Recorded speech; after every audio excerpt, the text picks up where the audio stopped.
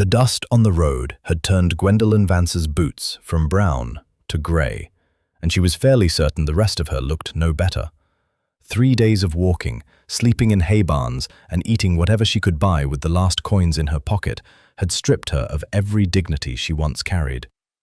The only thing she still owned of any real value was tucked inside the lining of her travelling coat, a leather-bound journal filled with numbers that could destroy an empire.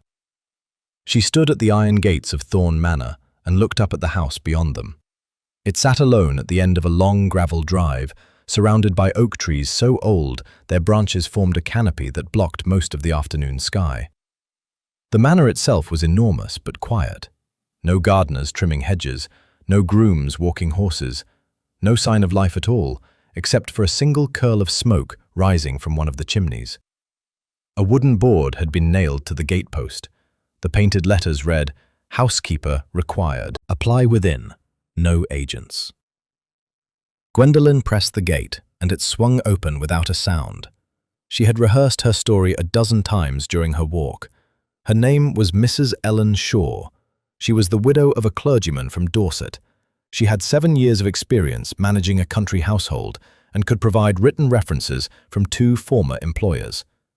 Every word of it was a lie, of course, and the reference letters folded inside her pocket were forgeries she had written herself, using 3 different styles of handwriting.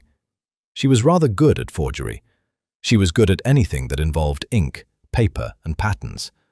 That particular talent was the reason she was alive, and also the reason several dangerous men wanted her dead. The front door of the manor was answered by a tall, thin man with silver hair and a waistcoat buttoned so tight it seemed to hold him together like armor. He introduced himself as Mr. Hadley, the butler, and informed her that Lord Thorne would conduct the interview personally. "His lordship interviews housekeepers himself?" Gwendolyn asked, keeping her voice calm. "His lordship interviews everyone himself," Mr. Hadley replied, and said nothing more as he led her through a dim entrance hall lined with portraits of stern-faced ancestors. The study at the end of the corridor was warm and cluttered in the way that only a room belonging to a genuinely busy man could be. Papers covered the desk in uneven stacks. A large map of southern England hung on the wall behind the chair, dotted with small pins in red and black. Bookshelves climbed to the ceiling, and a magnifying glass sat on a side table next to an open atlas. Lord Thorne stood behind the desk with his back to the door, examining something pinned to a corkboard on the wall. He was younger than Gwendolyn had expected, perhaps 30, perhaps a year or 2 beyond it. His dark hair was slightly too long, as though he kept forgetting to have it cut, and his coat was well tailored but worn at the elbows. He looked like a man who spent more time thinking than socializing. "Sit down, Mrs. Shaw," he said without turning around. Gwendolyn sat in the wooden chair opposite the desk and placed her hands in her lap. She waited while he finished whatever he was studying. Finally, he turned, sat in his own chair, and extended his hand across the desk. "Your letters, please." She passed the forged references to him. He unfolded both, read them slowly, then held one up to the light from the window. He set them both flat on the desk and looked at her with pale grey eyes that gave away absolutely nothing. "The seal on this one is pressed too deeply," he said, tapping the first letter. "Whoever made it used soft wax and a cold stamp, which means it was done in a hurry and probably at night. And this second letter uses a phrase, 'of sound moral character and steady disposition,' which appears in a popular handbook for forging domestic references. I own a copy of that handbook myself, page 43. Gwendolyn's stomach dropped, but she kept her face still. Sterling folded both letters and slid them back toward her. "Your handwriting changes between the two, which is skillful, but the pressure of the pen is identical. Same hand, same forger." He paused. "Would you like to try again, Miss Vance?" The sound of her real name hit her like cold water. "I don't know what you mean," she said carefully. "Yes, you do." Sterling opened a drawer in his desk and pulled out a printed broadsheet. He laid it flat so she could see the ink illustration of her own face beneath a bold headline. "Wanted for theft of private records. Gwendolyn Vance, formerly of London. Her chest tightened. She gripped the edges of the chair. "I could hand you over to the magistrate within the hour," Sterling said, and his tone carried no threat, only fact. "Or I could offer you something else entirely." "And what would that be?" He leaned forward. "I am not hiring a housekeeper, Miss Vance. I already have a full staff. That sign on the gate has been there for 6 weeks because I needed it to attract someone exactly like you, someone clever, someone desperate, and someone already running from the same people I am hunting." Gwendolyn stared at him. "You put that sign out as a trap?" "I put it out as an invitation." He reached into another drawer and placed a single document on the desk between them. It was a marriage license, already filled in with his name and a blank space where hers should go. "I need a wife. Specifically, I need a wife before midnight tonight, and you need to disappear so completely that even the men chasing you will never find Gwendolyn Vance again." The room was silent, except for the ticking of a long case clock against the wall. "You're asking me to marry you," Gwendolyn said slowly. "We met 4 minutes ago." 3, Sterling corrected, "and I'm not asking out of romance, Miss Vance. I'm asking because there is a masquerade ball in 8 days, and the man hosting it is the same man who wants you dead. I intend to bring him down, and I cannot do it alone. So before you say no, I suggest you hear my terms." He pushed the license 1 inch closer to her. "Because right now, I am the only person in England offering you a future." Gwendolyn did not touch the marriage license. She looked at it the way a person looks at a door that might lead to safety or might lead to a steeper fall. "Your terms," she said. "Let me hear them." Sterling leaned back in his chair and folded his hands. "For the past 2 years, I have been running a private operation against a criminal syndicate that controls a significant portion of the smuggling trade along the southern coast. They move stolen goods, forged banknotes, and, most profitably, land deeds taken from families who owe gambling debts. They launder everything through legitimate auction houses, so the paper trail vanishes before anyone thinks to look." "I know what they do," Gwendolyn said quietly.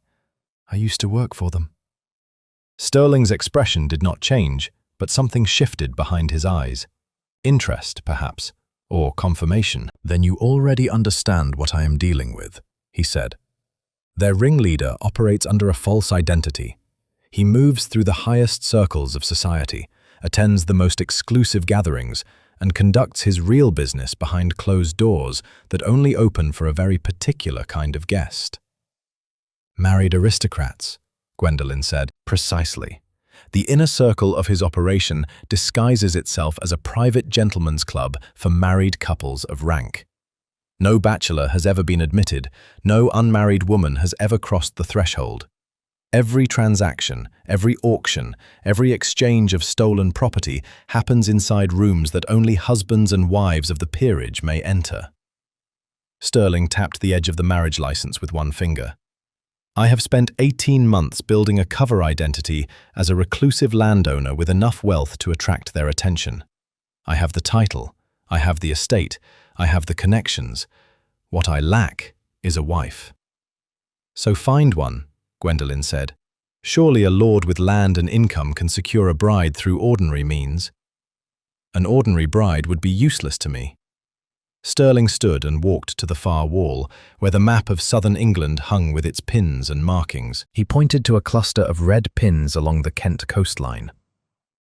"The syndicate communicates through a cipher system, messages hidden inside ordinary correspondence, trade invoices, even sheet music. Their code has defeated every cryptographer I have consulted. I need someone who can read those messages in real time, in a crowded ballroom, without drawing attention." He turned back to face her.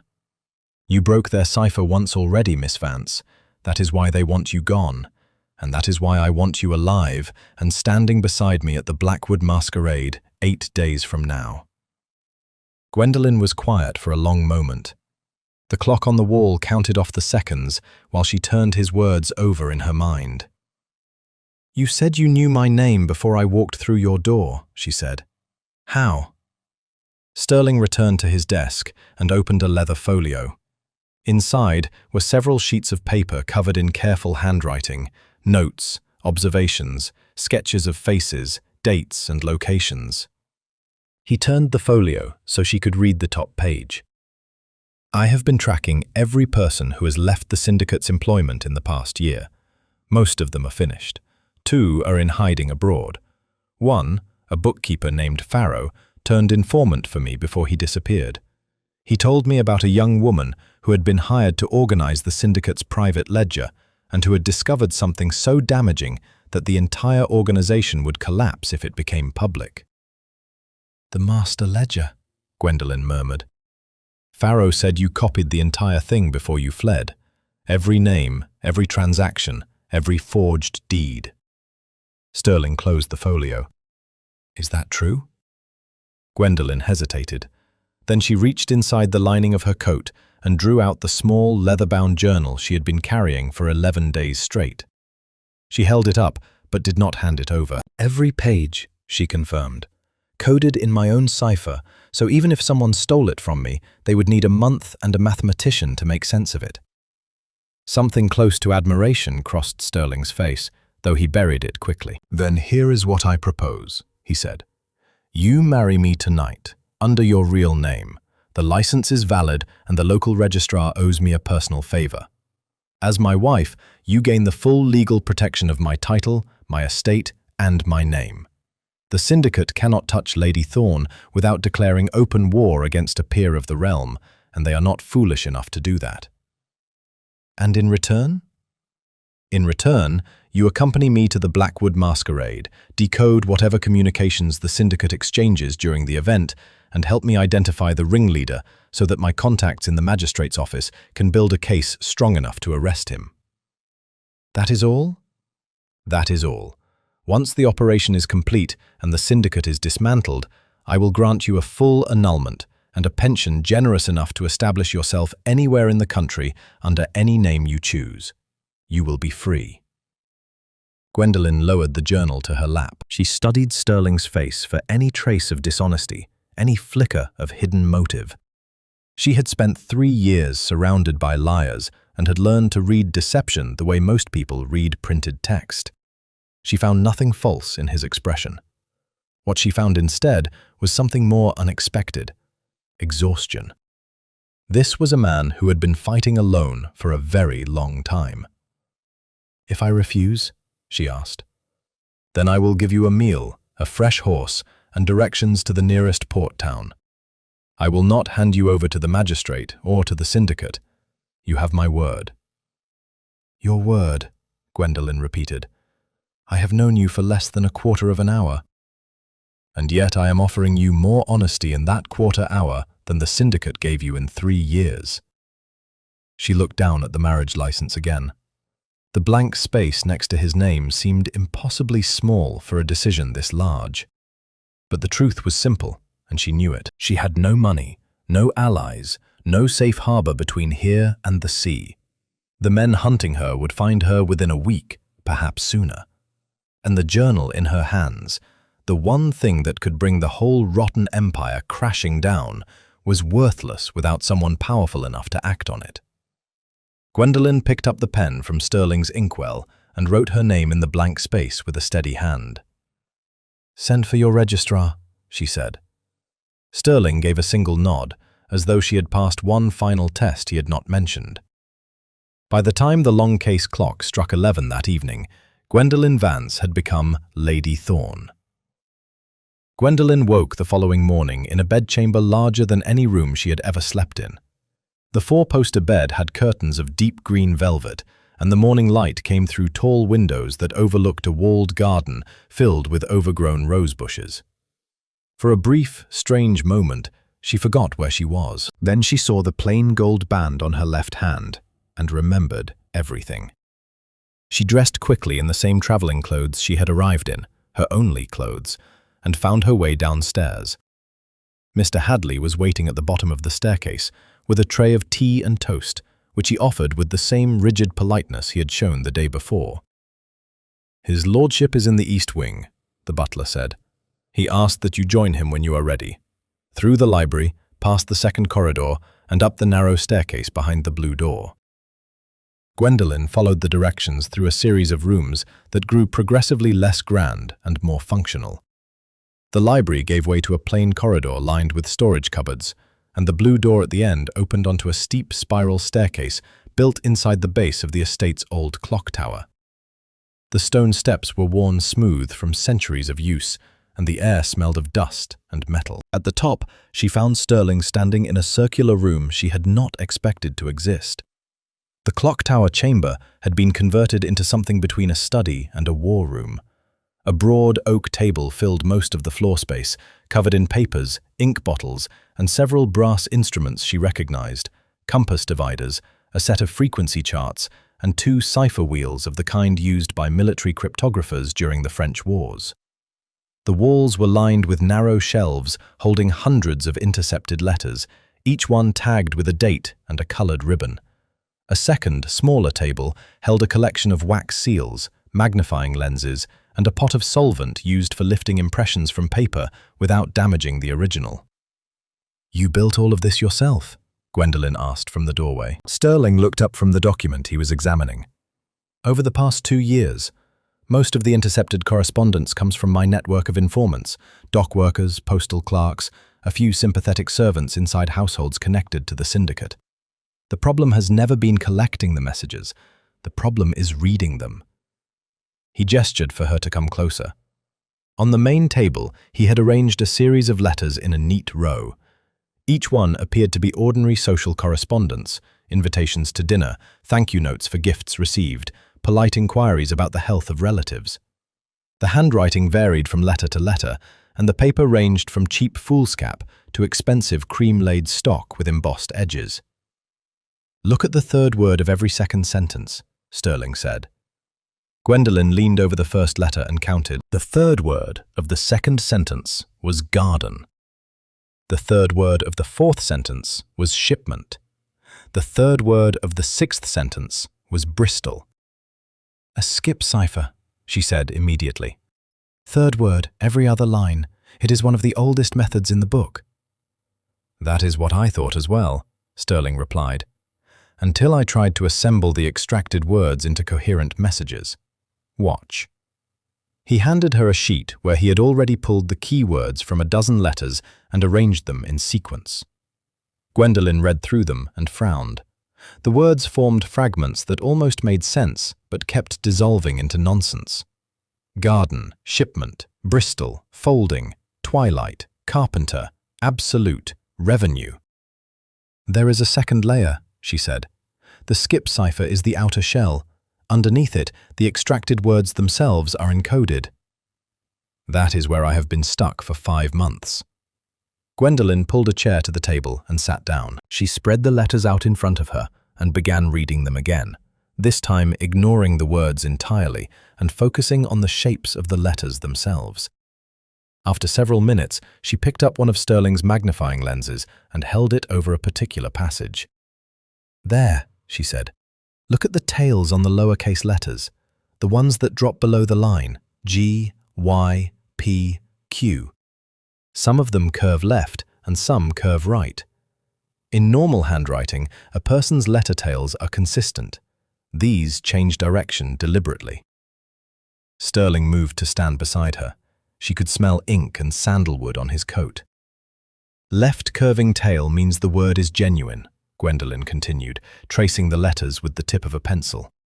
"Right curving tail means substitute the word with its alphabetical reverse. Last letter becomes first, first becomes last, and so on." She grabbed a blank sheet and began working through the substitutions, her pencil moving quickly across the page. Within 10 minutes, the nonsense sentence had rearranged itself into something that made Sterling go very still. Auction. Blackwood estate. Land deeds. 8 days. Masquerade cover. Final bidders only. 8 days from when this letter was written, Gwendolyn said, checking the date tag on the ribbon, which means 6 days from today. Sterling pulled another stack of letters from the shelf, ones he had collected over previous months but never been able to decode. He set them in front of her without a word.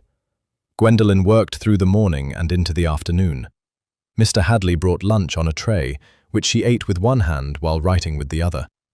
By the time the clock tower mechanism above her head chimed 4 o'clock, she had decoded 31 messages spanning the past 8 months. The picture they painted was devastating. The syndicate had been acquiring land deeds from dozens of families, some through rigged gambling debts, others through outright forgery. The stolen properties were then sold at private auctions, disguised as social gatherings, with the proceeds laundered through a chain of seemingly respectable businesses. The entire operation was controlled by a single figure, referred to in every message only as the envoy. "No real name," Sterling said, reading through her decoded transcripts. "No physical description, just a title." "He will be at the masquerade," Gwendolyn said. "That much is clear from the messages. The Blackwood auction is his largest operation yet, 23 stolen deeds going to the highest bidder in a single evening. He will oversee it personally." Sterling gathered the transcripts and locked them inside a heavy iron box beneath the table. When he straightened up, he looked at Gwendolyn with an expression she had not seen from him before. Respect, earned and unguarded. "Tomorrow we begin your preparation," he said. "You know ciphers and codes. Now I need to teach you how to walk through a ballroom full of wolves without any of them realizing you can see their teeth." Gwendolyn glanced down at her dust-stained traveling dress and her cracked leather boots. "You may also need to teach me how to curtsy without falling over," she said. Sterling's mouth moved in what might have been the beginning of a smile, though he caught it before it fully formed. They departed Thorne Manor before dawn on the 3rd morning, when the sky was still the colour of wet slate, and the only sound was the crunch of gravel beneath the carriage wheels. Sterling's coach was an unusual vehicle. From the outside it looked like any other gentleman's travelling carriage, black lacquered with brass fittings and a family crest on the door. But Gwendolyn noticed the differences as soon as she climbed inside. The window shutters were lined with iron plates that could be latched from within. The seats were bolted to the floor rather than mounted on springs, and beneath the rear bench was a locked compartment large enough to hold documents, a change of clothing, and a loaded flintlock pistol that Sterling checked and placed within arm's reach before they set off. "You travel prepared," Gwendolyn observed. "I travel aware," Sterling replied, pulling the curtain aside to glance at the road behind them. "There is a difference." The journey to Oakhaven would take the better part of the day. Sterling's driver, a broad-shouldered man named Poole, who had served in the cavalry before entering domestic service, handled the 4-horse team with the kind of calm efficiency that suggested he had driven through worse situations than English country roads. For the first hour, Sterling used the time to begin Gwendolyn's education in the world she was about to enter. He produced a small leather case from inside his coat and opened it on the seat between them. Inside were dozens of miniature portrait cards, each one showing the face of a different person, with names and brief descriptions written on the reverse. "These are the people you are most likely to encounter at the Blackwood masquerade," he said, handing her the first card. "Lord Ashford owns 3 estates in Hampshire.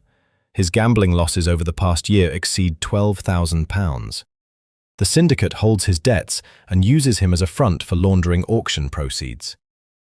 Gwendolyn studied the face, a fleshy man with heavy-lidded eyes and an expression of practiced boredom, then turned the card over and memorized the details. Sterling handed her the next one. "Lady Pemberton, widow of Sir Charles Pemberton. She manages a network of private salons where the syndicate conducts preliminary negotiations with potential buyers. She is charming, intelligent, and entirely without conscience."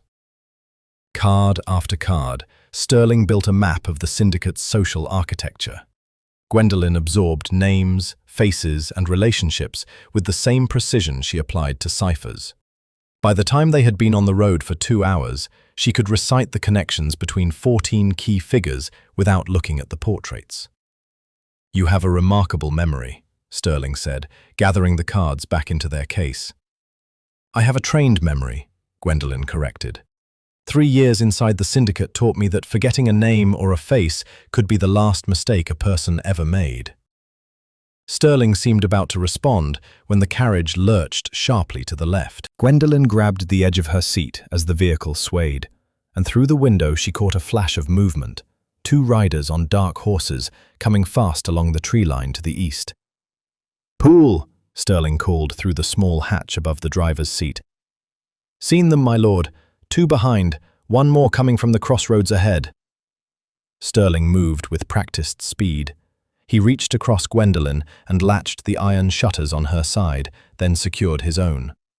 The carriage interior went dim, lit only by the thin strips of light that came through the ventilation slits cut into the iron. "The documents," he said, "inside your coat. Keep them there." Gwendolyn pressed her hand against the journal hidden in her lining and felt its solid weight against her ribs. Through the shutters, she could hear hoofbeats growing louder, and then a voice shouting something she could not quite make out. The carriage accelerated. Poole cracked the whip, and the horses surged forward, pressing Gwendolyn back into her seat. She heard the sharp crack of something striking the rear panel, a riding crop, perhaps, or the flat of a blade against the lacquered wood. "They want us to stop," she said. "They want what you are carrying," Sterling replied. He opened the compartment beneath the seat and took out the flintlock, holding it pointed at the ceiling. "Poole will handle the driving. Our task is to make sure nothing comes through these doors." The next several minutes were a blur of noise and motion. The carriage swung hard around a bend, and Gwendolyn heard one of the pursuing horses lose its footing on the loose stones, a scramble of hooves followed by a heavy thud and a man's curse. 2 riders down to 1, or perhaps 2. Then came a different sound. Someone on horseback pulling alongside the carriage, close enough that Gwendolyn could hear the riders breathing through the shutter slits. A gloved hand appeared at the edge of the window frame, fingers gripping the iron plate and trying to wrench it open. Gwendolyn did not wait for instructions. She grabbed the heavy brass handle of the ventilation slit and slammed it sideways, catching the intruder's fingers between metal and wood. The hand vanished with a sharp cry, and she heard the horse fall back behind them. Sterling looked at her with raised eyebrows. "Instinct," she said. "Good instinct." Poole drove the team hard for another mile before the road widened and the terrain opened up into flat farmland, where pursuit on horseback became a visible and foolish proposition. The hoofbeats behind them faded, and eventually the only sound was the steady rhythm of their own horses and the rattle of the carriage springs. Sterling unlatched the shutters and let the daylight back in. The countryside rolled past in green fields and low stone walls, peaceful and ordinary, as though the last 10 minutes had not happened at all. "They knew our route," Gwendolyn said, once her breathing had steadied. "Those riders were waiting at the crossroads. Someone told them which road we would take." "Yes," Sterling agreed, and the single word carried a weight that told her he had already reached the same conclusion and did not like what it meant. Someone inside his own network had passed information to the syndicate, someone he had trusted. He tucked the flintlock back into its compartment and closed the lid. "When we reach Oakhaven," he said, "we trust no one outside this carriage. Poole, you, and myself. That is the full list." Gwendolyn looked at the locked shutters, the reinforced doors, the hidden compartment designed for exactly this kind of emergency. Sterling had built his entire life around preparation and suspicion, and yet someone close to him had still slipped through. She pulled her coat tighter around the journal beneath it and watched the road ahead through the narrow front window. 6 days until the masquerade, and already the wolves were closer than either of them had expected. Oakhaven was the kind of city that announced its own importance long before you reached its center. The outskirts were busy with coaching inns and warehouses, but as the carriage moved deeper along the cobblestone streets, the buildings grew taller and the shop fronts more polished. Brass nameplates gleamed beside doorways. Well-dressed men and women moved along the pavements with the particular unhurried confidence that came from knowing they belonged exactly where they were. Gwendolyn watched it all through the carriage window and felt the distance between herself and this world like a physical gap. She had spent the last 3 years in back rooms, in rented attics, in the dim corners of the syndicate's operations, where the real work happened, far from public view. She knew how to decode a shipping manifest and forge a customs stamp. She did not know how to hold a teacup at the correct angle, or address the wife of a baronet without causing offense. Sterling directed Poole to a quiet street behind the main commercial avenue, where a narrow shopfront bore the name Madame Renard, modiste and mantua maker, in gold lettering on a dark green awning. The shop looked modest from the outside, almost deliberately so, as if it preferred not to attract passing trade. Madame Renard has dressed half the titled women in the southern counties, Sterling said as he helped Gwendolyn down from the carriage. She is also one of the few people in this city I still trust completely. She was my mother's seamstress before my mother passed, and she has done particular work for my operation twice before. Particular work, Gwendolyn repeated. You will understand when you see the gown. A bell chimed as they entered. The interior of the shop was warm and smelled of lavender and pressed linen. Bolts of fabric lined the walls in deep jewel colors: burgundy, midnight blue, forest green, amber, and a long cutting table dominated the center of the room, scattered with pattern pieces and measuring tapes. Madame Renard herself emerged from behind a curtain at the rear. She was a compact woman of perhaps 55, with sharp, dark eyes and grey-streaked hair pinned beneath a lace cap. She greeted Sterling with the familiarity of long acquaintance and turned her attention to Gwendolyn with the swift, appraising gaze of someone who could estimate measurements from across a room. "So this is the young lady," Madame Renard said, circling Gwendolyn with her hands clasped behind her back. "Stand straight, dear, shoulders down. Good bone structure, narrow waist. We can work with this." For the next hour, Gwendolyn stood on a low wooden platform while Madame Renard measured, pinned, draped, and considered. The gown taking shape around her was made of deep sapphire silk with silver thread embroidery along the bodice and sleeves. It was the most beautiful garment Gwendolyn had ever touched, and she kept catching herself in the tall mirror opposite the platform, barely recognizing the woman looking back at her. But the gown's beauty was only its surface purpose. Midway through the fitting, Madame Renard dismissed her two assistants on an errand and locked the shop door. Then she showed Gwendolyn the hidden architecture beneath the silk. "Here," the seamstress said, lifting a section of the overskirt to reveal a concealed pocket sewn into the petticoat layer, positioned along the left hip. "Deep enough for a cipher wheel and lined with felt so it makes no sound when you move." She turned Gwendolyn gently and indicated a second pocket built into the interior of the right sleeve, accessible through a slit disguised as a decorative seam. "This one holds a wax mold, flat, no larger than a playing card. You can press a key impression in less than 3 seconds if you practice the motion tonight." "You have done this before," Gwendolyn said, impressed. Madame Renard gave a thin smile. "I have dressed women for ballrooms, for weddings, and for funerals. Occasionally, I dress them for war. The technique is the same: make certain everything important is invisible." While Madame Renard made final adjustments to the hem, Sterling stood near the front window, half concealed behind a display of hat forms. He had been watching the street outside with a casual posture that Gwendolyn was beginning to recognize as deliberate. Everything about Sterling Thorne looked relaxed until you studied his eyes. "Gwendolyn," he said quietly, "come here, slowly." She stepped down from the platform, holding the half-pinned gown against her frame, and moved to his side. He tilted his head slightly toward the window without pointing. Across the street, the man leaning against the pillar outside the bookseller's, brown coat, tall hat, reading a newspaper. Gwendolyn looked. The man appeared ordinary enough, middle-aged, well-dressed, apparently absorbed in his reading. But he had been holding the same page for the entire time she had been watching, and his eyes kept drifting toward the modiste's shopfront every few seconds. "I know him," Gwendolyn said, and her voice went flat. "His name is Collier.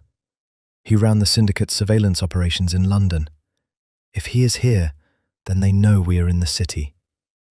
Sterling let the curtain fall back into place. His expression did not change, but she could see the calculation happening behind his eyes, adjusting plans, weighing options, discarding anything that no longer fit the changed situation. "They followed us from the ambush point," he said, "or they had someone watching the road into Oakhaven. Either way, our movements in this city are being tracked." "Do we leave?" Gwendolyn asked. "Leaving would confirm who we are and why we are here. We stay We finish the fitting, and we walk out of this shop as though we have nothing to hide." He paused. "Tonight, we move to a different location. I know a place outside the city centre where we will be harder to find." Madame Renard, who had been listening from across the room while threading a needle, spoke without looking up. "I will have the gown delivered to wherever you are staying by tomorrow evening. My courier is discreet." "Use the riverside entrance," Sterling said.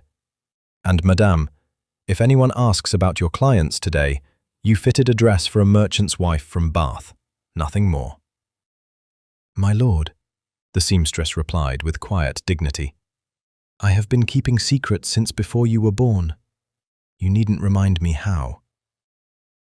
Gwendolyn changed back into her travelling clothes behind the curtain and rejoined Sterling at the rear exit. The sapphire gown remained on its mannequin, gleaming softly in the afternoon light, waiting for the evening when it would become something far more dangerous than a dress. As they slipped out through the back door and into the narrow alley behind the shop, Gwendolyn glanced once more toward the street where Collier had been standing. The pillar was empty. The newspaper lay folded on the ground. He had already moved. The Old River Inn sat on the southern bank of the Avon, a wide, slow-moving river that curved around the outskirts of Oakhaven before winding its way toward the coast. The inn was a timber-framed building with a sagging roof and a faded sign showing a painted heron standing in reeds. It catered mostly to bargemen and travelling merchants, the kind of place where people paid in coins, gave false names as a matter of habit, and asked no questions about anyone else's business. Sterling had chosen it precisely for those reasons. They arrived after dark, with Poole guiding the carriage down a muddy lane that ran along the riverbank. Sterling paid for 2 rooms on the upper floor, one for himself and Gwendolyn, one for Poole across the narrow corridor. The innkeeper, a stout woman with flour on her apron and suspicion in her eyes, took the money without comment and handed over 2 iron keys. The room was small and plain.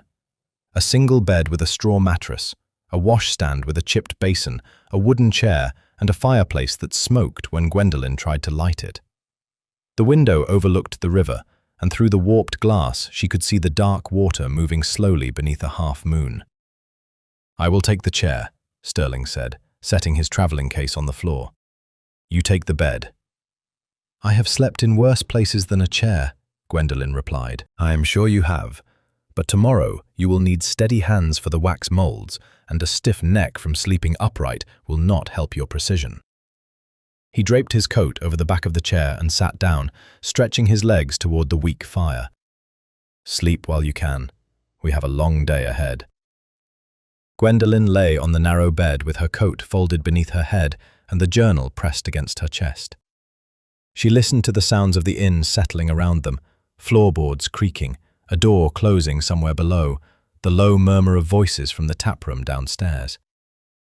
Gradually the noises faded as the other guests retired, and the only sound left was the gentle lapping of the river against the wooden pilings beneath the building. She did not remember falling asleep, but she remembered waking up. It was the sound that brought her back, a faint scratching at the door of their room, so quiet it could have been a mouse in the wainscoting. But mice did not scratch in a slow, deliberate rhythm, and mice did not pause when the scratching produced a soft click from the lock mechanism. Gwendolyn opened her eyes. The fire had burned down to embers, casting a dim orange glow across the room. Sterling was still in the chair, but he was awake and already on his feet, standing 2 paces from the door with his back flat against the wall beside the hinges.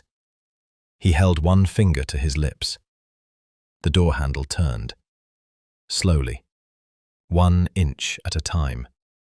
Gwendolyn reached beneath the bed frame and closed her hand around the iron fire poker she had placed there before lying down. Sterling had not asked her to do it.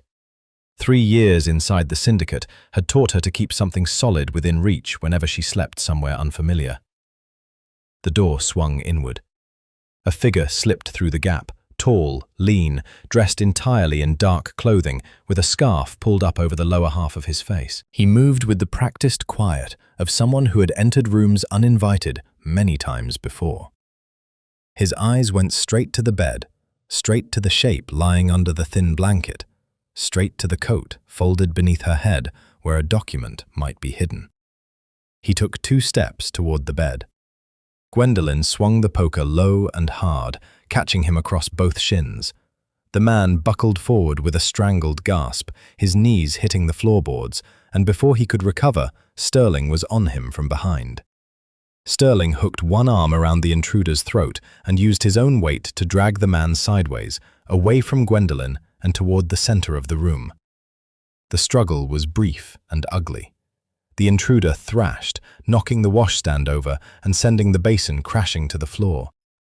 Gwendolyn grabbed the curtain cord from the window and tossed it to Sterling, who used it to bind the man's wrists behind his back while pressing a knee into the small of his spine. Poole appeared in the doorway moments later, roused by the noise, carrying a lantern and a length of rope. Between the 3 of them, they had the intruder bound to the wooden chair within minutes. Sterling pulled the scarf down from the man's face. Gwendolyn recognized him immediately. Sharp cheekbones, a thin scar along the jawline, pale eyes that darted between his captors with the calculating expression of someone already planning his next move. "Trent," she said, "one of the syndicate's couriers. He carried messages between the London operation and the coastal network." "And now he carries something else," Sterling said. He searched the man's coat with quick, thorough hands and pulled out 3 items: a folding knife, a small bottle of ink, and a brass key on a leather cord.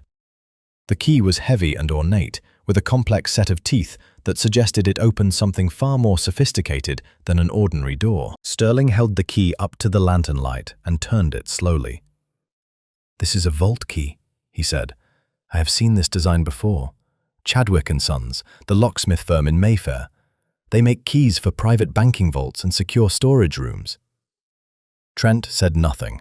His jaw was clenched tight and his eyes had gone flat, with the particular stubbornness of a man who had decided that silence was his only remaining weapon. "He was not just here to steal the journal," Gwendolyn said quietly. She was looking at the ink bottle Sterling had taken from Trent's coat. She uncorked it and sniffed. "This is transfer ink. You dip a key into it, press it against paper, and the impression transfers perfectly. He came to copy our cipher wheel so the syndicate could decode my journal without needing to take it." Sterling pocketed the vault key and retied the curtain cord around Trent's wrists with a tighter knot. "Poole, find a storeroom downstairs and keep him there until morning. I will send word to my contact at the magistrate's office to collect him." When Poole had dragged the courier out of the room and the door was closed again, Sterling sat on the edge of the overturned washstand and examined the brass key in the lantern light. "A Chadwick vault key," he repeated, almost to himself. "There are fewer than 40 of these in the entire country, and each one is registered to a specific client." He looked at Gwendolyn.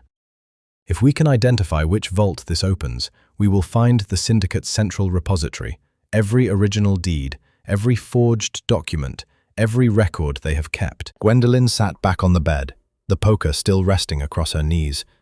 Her pulse was only now beginning to slow. She looked at the key in Sterling's hand and thought about the chain of events that had brought her from a dusty country road to this smoky riverside inn, bound by law to a man she had known for 3 days, hunting the same people who were hunting her. "Then we had better find out whose vault it belongs to," she said, "before they realize Trent is missing." Sterling wrapped the key in a handkerchief and placed it inside his breast pocket, close to his chest. Outside, the river moved on in silence. The grand auction rooms occupied a handsome stone building on the western side of Oakhaven's most fashionable square. 4 Corinthian columns framed the entrance, and a polished brass plaque beside the door read, "Hargreaves and Whitmore, Fine Art, Antiquities and Private Sales, since 1762. From the outside, it looked like exactly what it claimed to be, a respectable establishment where wealthy people bought beautiful things. Gwendolyn knew better. The syndicate had been using auction houses as laundering fronts for years. Stolen goods entered through the back catalogue, received false provenance papers, and left through the front door as legitimate purchases. The buyer paid an inflated price, the excess was skimmed off as profit for the cartel, and the paper trail disappeared into a maze of holding accounts that would take a team of clerks a decade to untangle. Sterling had received word through a discreet note left at a tobacconist's shop near the inn that a private pre-auction viewing was being held that evening for select clients. The host was a man named Whitmore, the younger partner in the firm and, according to Sterling's intelligence, one of the syndicate's most trusted financial intermediaries. "Whitmore handles the accounting side," Sterling explained, as they prepared in their new lodgings, a rented set of rooms above a tailor's shop on a quiet lane 2 streets from the square. "He assigns false histories to stolen property and manages the bidding records so that nothing traces back to the original theft. If there is a vault key registered to this operation, Whitmore will have access to the records that tell us where it leads." Gwendolyn was dressed in an evening gown of pale ivory that Madame Renard's courier had delivered that afternoon, simpler than the sapphire masquerade dress, but elegant enough to pass among wealthy company. Sterling wore a dark tailcoat with a silk cravat and polished boots, and for the first time since she had met him, he looked like the nobleman his title said he was. "Remember," he said, adjusting his cufflinks in the small mirror by the door, "we are Lord and Lady Thorne, recently married, looking to furnish our country estate with suitable artwork and antiques. You are charming, curious, and slightly bored by the business talk. That gives you reason to wonder." "While you keep Whitmore occupied," Gwendolyn said. "Precisely. His office is on the 2nd floor, behind the main gallery. According to the building plans I obtained from the city surveyor's archive, there is a private staircase at the rear of the exhibition hall, past the cloakroom. The office should be unlocked during the viewing because Whitmore's clerks will be moving inventory lists back and forth throughout the evening."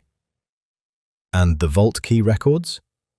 "Auction houses of this caliber keep detailed registries of every secure storage facility they use, vault locations, key assignments, access schedules. If Whitmore manages the syndicate's central vault, the registry will be in his office. You find it, you copy the relevant key assignments using the wax mold, and you memorize whatever you cannot copy." They arrived at the auction rooms by hired cab at 7:30. The viewing was already underway, and the ground floor gallery was filled with perhaps 40 guests drifting between displays of paintings, porcelain and silverware arranged on velvet-draped tables. Candles burned in crystal chandeliers overhead, casting everything in a warm, golden light that made even ordinary objects look valuable. Whitmore himself greeted them at the entrance, a round-faced man in his 40s with thinning hair and a wide smile that reached his mouth and stopped well short of his eyes. He clasped Sterling's hand with the eager warmth of a man who saw a potential fortune walking through his door. "Lord Thorne, what a pleasure. And Lady Thorne, may I say what a delightful addition to our little gathering. Please, do explore. The Flemish landscapes in the East Alcove are particularly fine this season." Sterling accepted a glass of wine from a passing footman and steered Whitmore toward a display of maritime paintings, engaging him in a detailed conversation about provenance and valuation that was designed to go absolutely nowhere productive for at least 30 minutes. Gwendolyn drifted.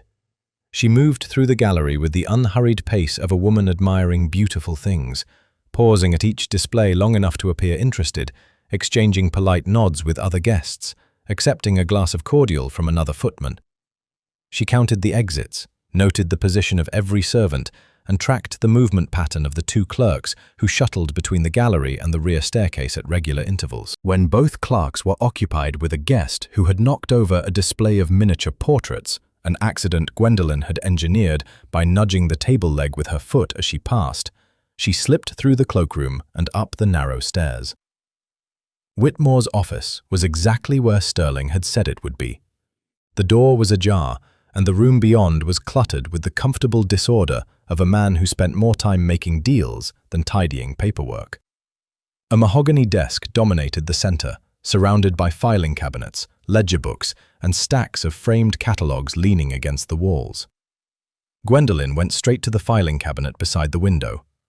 The top drawer contained correspondence, the second held inventory sheets, the third, locked with a small brass catch that she picked using a hairpin in under 10 seconds, held a leather-bound registry book with the words "Secure Holdings, Private Clients" embossed on the cover. She opened it and scanned the columns. Each entry listed a client name, a vault location, a key number, and an access schedule. Most of the names were individuals she did not recognize, but halfway down the 7th page, she found an entry that made her fingers tighten on the page. Client, the Envoy. Vault, Blackwood Estate, lower level, East Passage.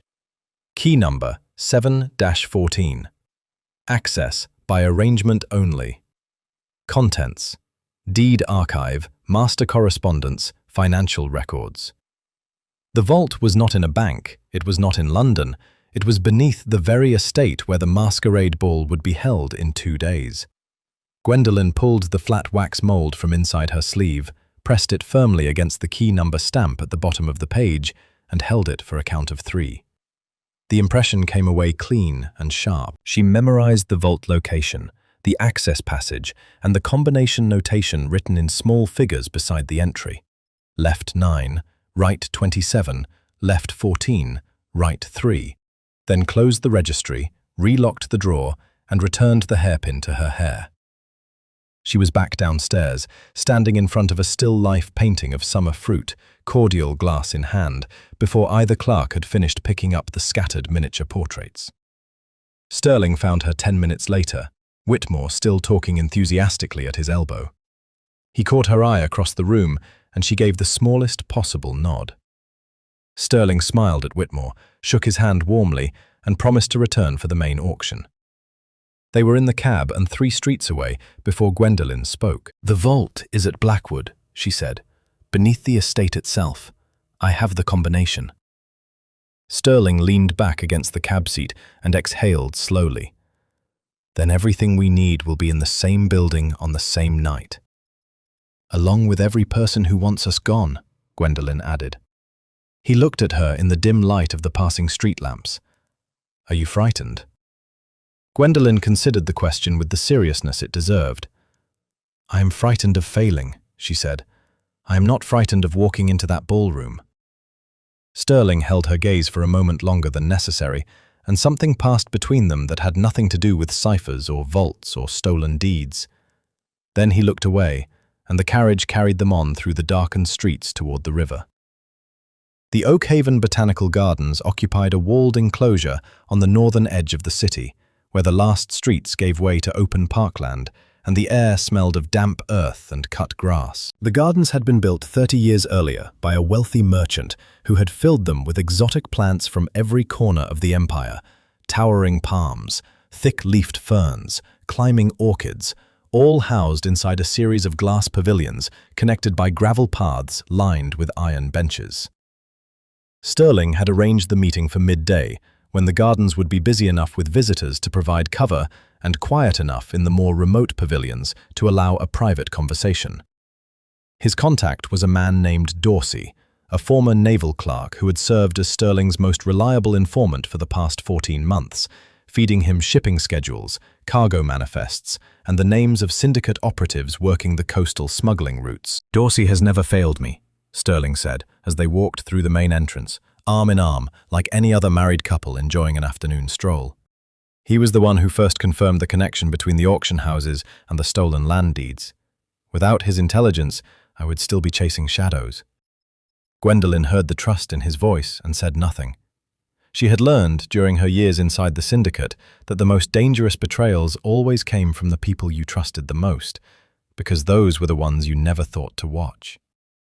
They followed the gravel path past the main pavilion, where families and elderly couples wandered between displays of potted citrus trees and flowering shrubs, and turned toward the far end of the gardens, where a smaller glass structure stood apart from the rest. This was the Tropical House, a narrow, humid building filled with broad-leafed plants that pressed against the glass walls and ceiling like green hands trying to push their way out. Dorsey was already inside, standing near the rear wall beside a stone fountain that no longer worked. He was a thin man of about 40, with receding hair and the perpetually anxious expression of someone who spent his life looking over his shoulder. He wore a brown travelling coat and carried a leather satchel under one arm.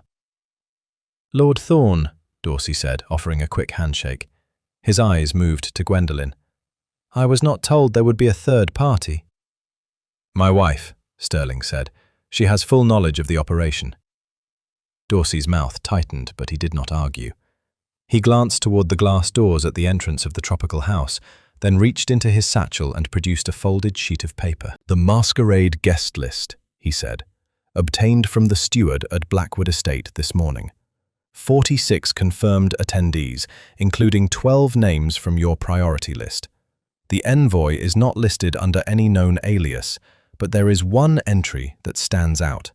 A foreign diplomatic envoy registered under the name of a country that does not maintain diplomatic relations with England. A false credential, almost certainly." Sterling took the paper and scanned it quickly. Gwendolyn leaned in to read beside him. The entry Dorsey had flagged was near the bottom of the list. His Excellency, Envoy Extraordinary of the Duchy of Waldenstein. There was no such duchy. Gwendolyn had studied enough European geography during her years as a codebreaker to be certain of that. "This is him," she said, "using the title as his cover name in plain sight." "There is something else," Dorsey said. He paused, and something in his expression shifted, a flicker of discomfort, almost shame, that he buried quickly beneath his usual nervous manner. "I have been contacted by someone inside the syndicate, directly. They know I have been passing information to you." Sterling's posture did not change, but Gwendolyn felt his arm tense against hers. "When?" Sterling asked.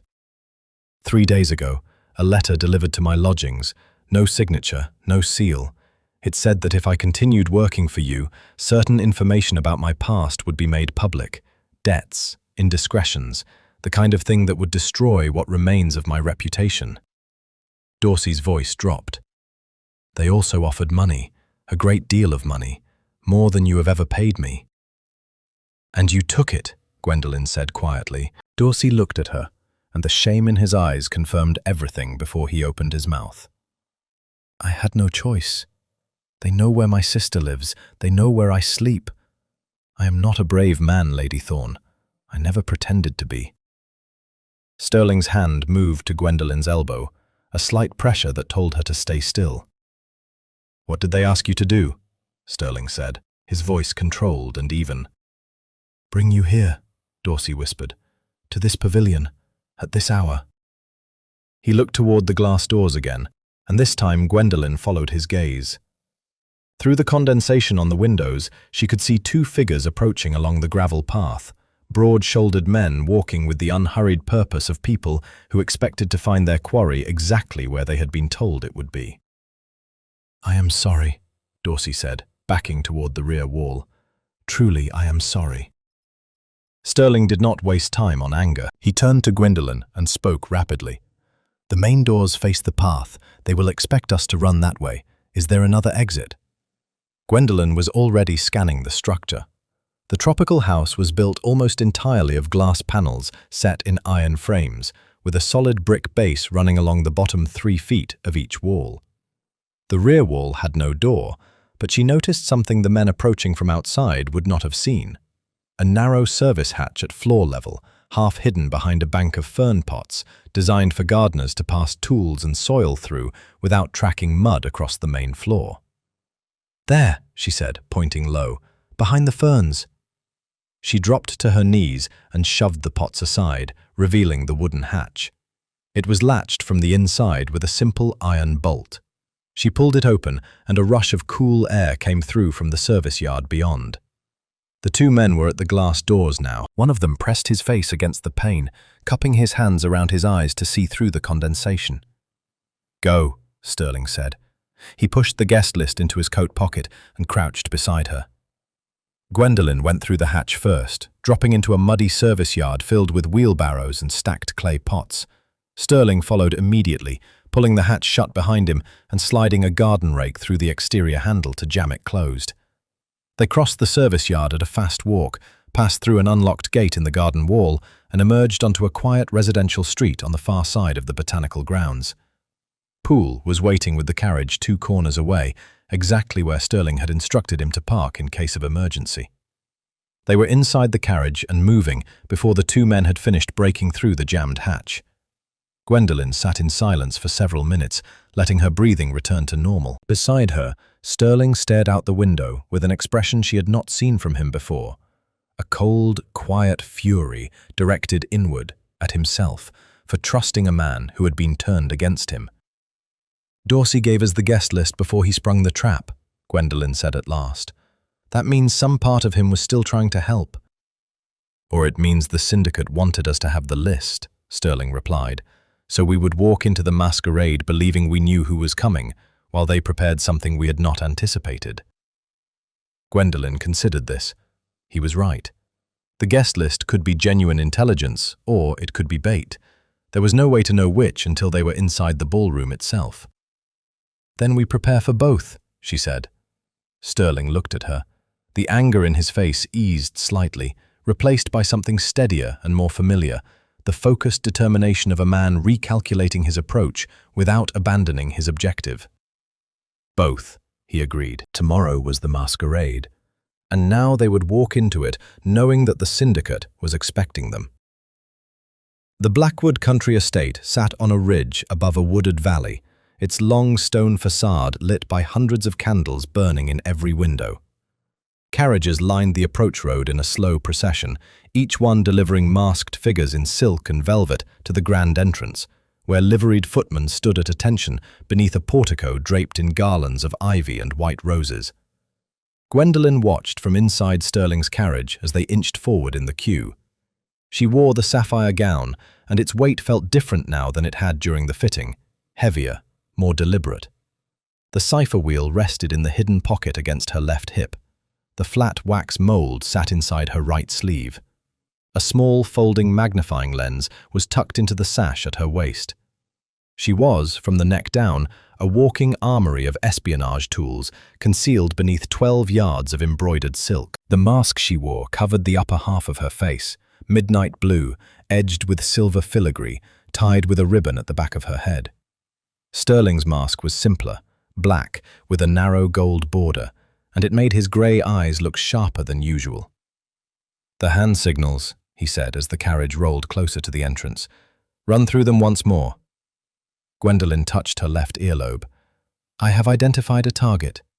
She adjusted the cuff of her right glove. "I need you to create a distraction."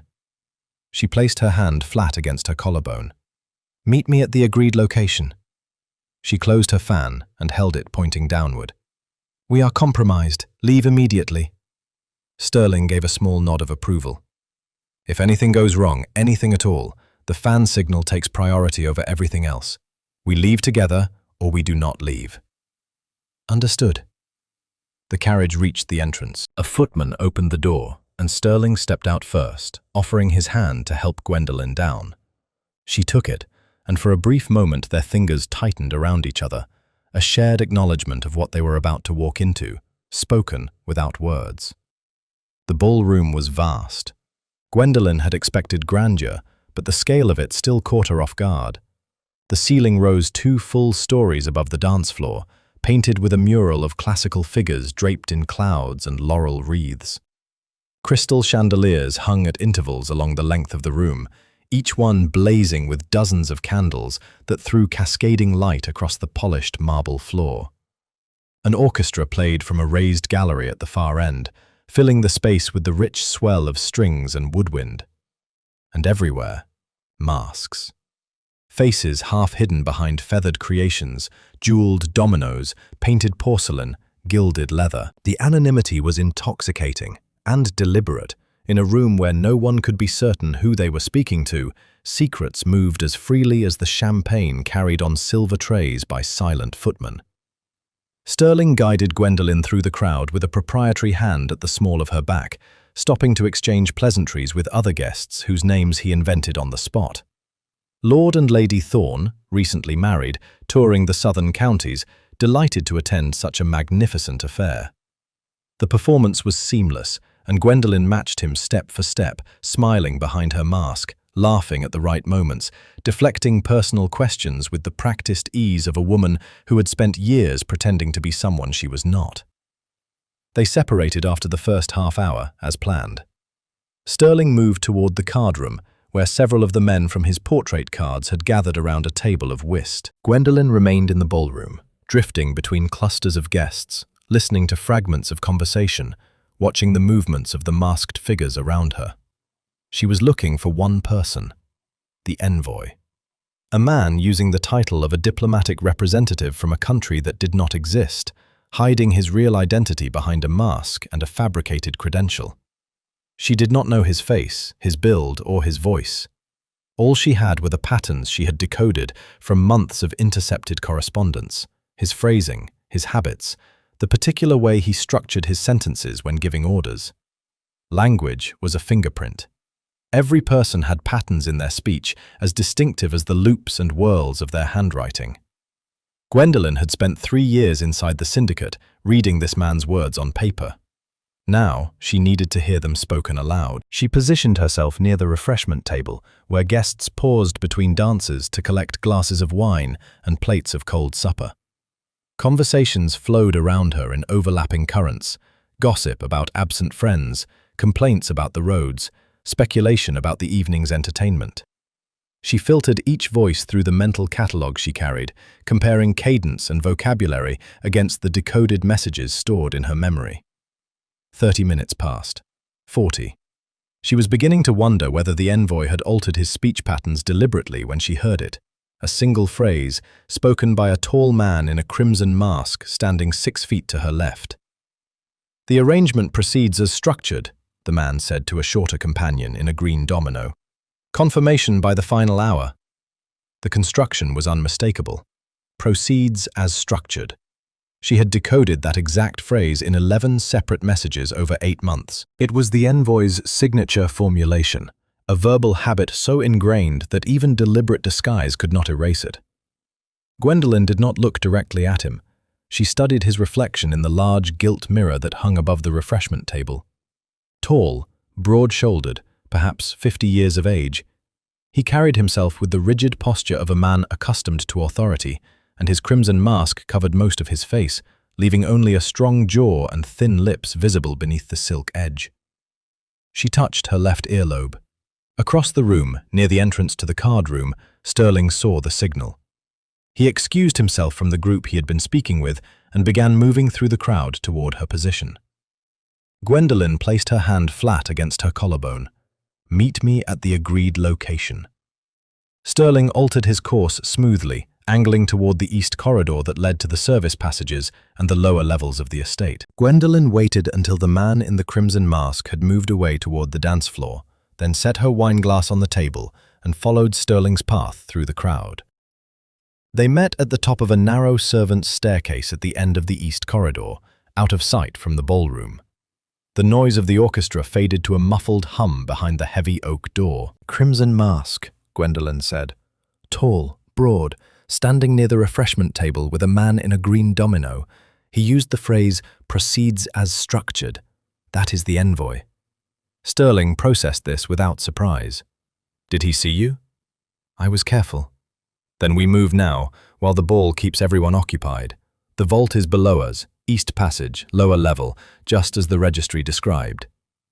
He reached inside his coat and produced a small brass compass, which he used to orient himself against the layout of the building he had memorized from the surveyor's plans. "This staircase leads to the cellars. The east passage should branch off to the left at the bottom." Gwendolyn touched the cipher wheel hidden beneath her skirt and felt the combination numbers running through her mind like a melody she had rehearsed 100 times. Left 9, right 27, left 14, right 3. "Together?" she asked. "Together," Sterling confirmed. They descended into the dark. The staircase wound downward in a tight spiral, lit only by a single oil lamp that Sterling had taken from a wall bracket at the top of the stairs. The air grew cooler with each step, and the stone walls on either side were rough and damp, built centuries before the grand house above them. This was the old foundation, the bones of the original manor that had stood on this ridge long before the Blackwood family had rebuilt it into a showpiece. At the bottom, the passage split in 2 directions.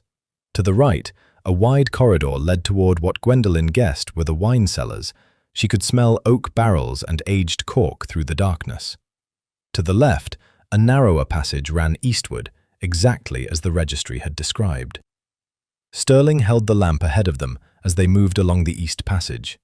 The floor was flagstone, worn smooth and slightly uneven, and their footsteps echoed in a way that made Gwendolyn conscious of every sound. After perhaps 40 yards, the passage ended at a heavy iron door set into a stone archway. The door had no handle on the outside, only a large combination lock mounted at chest height, its brass face tarnished green with age. Gwendolyn stepped forward and examined the lock. It was a 4-tumbler rotary mechanism, the same type she had encountered in the syndicate's London offices. She had opened 3 of these during her time as their ledger keeper, and the muscle memory was still in her fingers. She placed her hand on the dial. Left 9. The tumbler clicked softly as it engaged.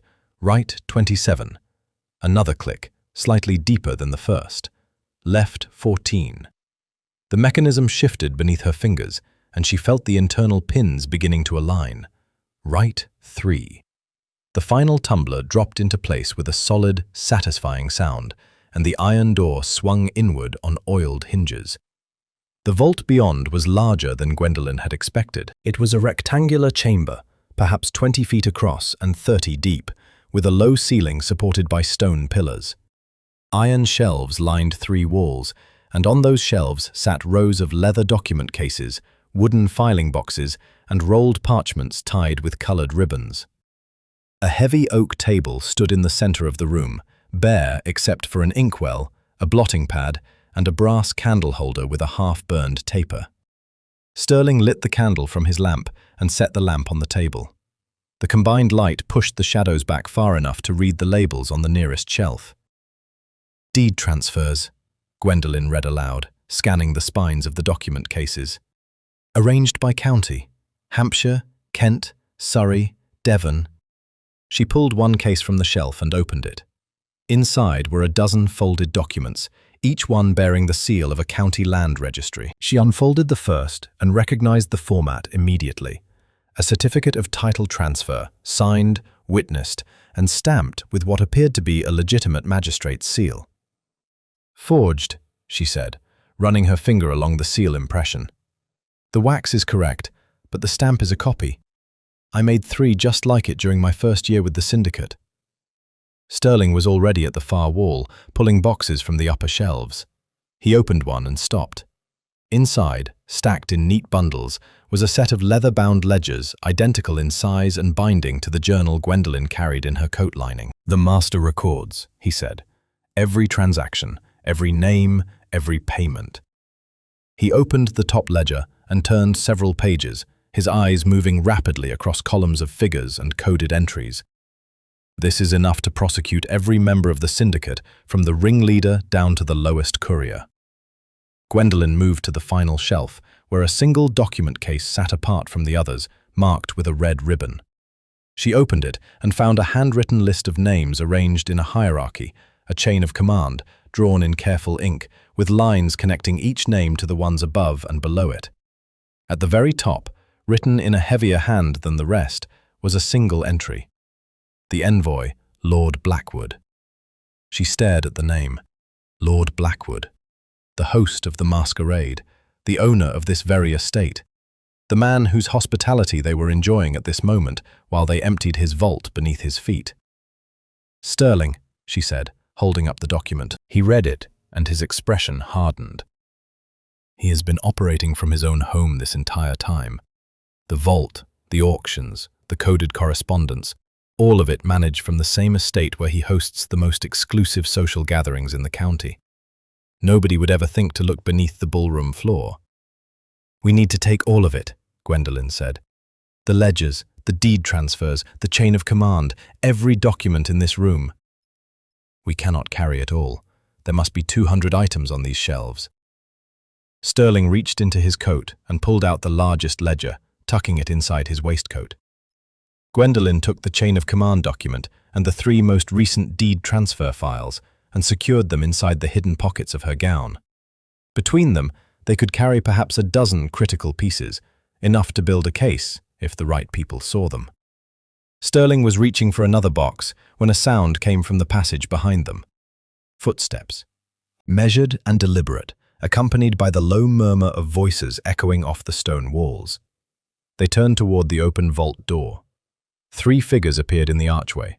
The first was the tall man in the crimson mask, Lord Blackwood, the envoy himself, his mask now pushed up onto his forehead, revealing a hard, angular face with deep-set eyes that swept the room with cold authority. Flanking him were two men Gwendolyn recognized from Sterling's portrait cards, Lord Ashford and a broad-chested man she had seen guarding the card-room entrance earlier that evening. "Lord Thorne," Blackwood said, and his voice carried the same precise cadence Gwendolyn had identified in the ballroom. "I must confess I am disappointed. I had hoped you would at least wait until the dancing was finished before ransacking my private collection." Sterling straightened and faced him without retreating. "Your private collection of stolen property? Every deed in this room was taken from families you bankrupted through rigged gambling tables and forged debts." Strong words from a man standing inside my vault without invitation. Blackwood stepped into the room, and his two companions moved to block the doorway behind him. "I believe you have something that belongs to me, Lady Thorne. The documents inside your dress, if you please." Gwendolyn did not move. She looked at Sterling, and he held her gaze with absolute steadiness. "Lord Blackwood," Sterling said calmly, "before you make any demands, I should inform you that I did not come to your masquerade without taking certain precautions." "Precautions," Blackwood repeated, with the bored tone of a man who had heard threats before. 3 hours ago, I sent a sealed letter to the regional magistrate's office containing the location of this vault, the combination to the lock, and a detailed summary of the syndicate's operations. The magistrate's officers received instructions to surround the Blackwood estate perimeter at midnight. It is, Sterling pulled his pocket watch from his waistcoat and glanced at it, 11 minutes past midnight. As if summoned by the words themselves, a distant sound filtered down through the stone ceiling, the heavy, rhythmic knocking of a fist against the manor's front door, followed by a voice raised in formal authority. Blackwood's face changed. The composure cracked, and beneath it, Gwendolyn saw something she had waited years to see on the face of the man who had controlled her life and hunted her across the country. Fear. "That," Sterling said, tucking his watch away, "would be the magistrate." The magistrate's name was Harding, and he arrived with 12 officers, 3 clerks, and the quiet efficiency of a man who had been waiting a long time for exactly this kind of night.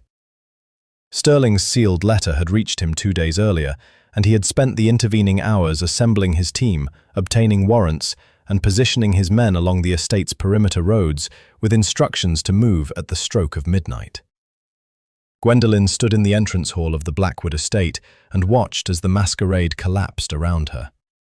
Officers moved through the ballroom in pairs, checking identities against a list that Sterling had compiled from months of intelligence work. Guests who had nothing to hide were escorted politely to their carriages and sent home with apologies. Guests whose names appeared on the list were taken to a side room where Harding's clerks recorded their details and informed them that they would be required to present themselves before a magistrate's court within the fortnight. Lord Ashford attempted to leave through a service entrance and was stopped by 2 officers waiting in the kitchen yard. Lady Pemberton, the salon hostess Sterling had described on the journey to Oakhaven, tried to claim diplomatic immunity on behalf of her late husband's foreign connections, a performance so theatrical that even Harding's most stone-faced clerk had to look away to keep from laughing.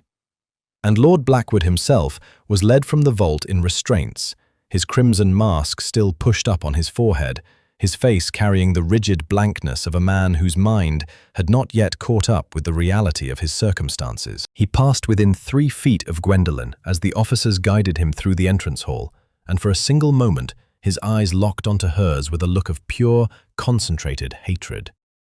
She held his gaze until he looked away. The documents from the vault were catalogued and sealed into evidence boxes under Harding's supervision. Sterling oversaw the process personally, ensuring that every ledger, every forged deed, every coded letter was accounted for and signed into the magistrate's custody with a proper chain of record. The work took the rest of the night and most of the following morning. Gwendolyn sat on a bench in the entrance hall through the small hours, watching the steady procession of evidence boxes being carried past her toward the waiting wagons outside. At some point, Mr. Hadley arrived from Thorne Manor with a trunk containing fresh clothing and a basket of food that included cold chicken, bread, cheese, and a flask of tea. Gwendolyn ate without tasting anything and changed out of the sapphire gown in a vacant dressing room on the first floor. She folded the dress carefully and placed it back in its box, running her fingers once across the hidden pocket that had carried the cipher wheel through the most dangerous evening of her life. They did not leave Blackwood until the following afternoon, when Harding confirmed that his team had secured every room, every passage, and every document the estate contained. Sterling shook the magistrate's hand on the front steps, and Harding, who was not a man given to sentiment, told Sterling that the evidence recovered from the vault was sufficient to dismantle the syndicate's operations across 4 counties and prosecute its members at every level. "You have done this country a considerable service, Lord Thorne," Harding said. "I trust you know that." Sterling accepted the words with a brief nod and said nothing more. The carriage ride back to Thorne Manor took the better part of a day. Poole drove at an easy pace, and neither Sterling nor Gwendolyn spoke much during the journey. The silence between them was not uncomfortable.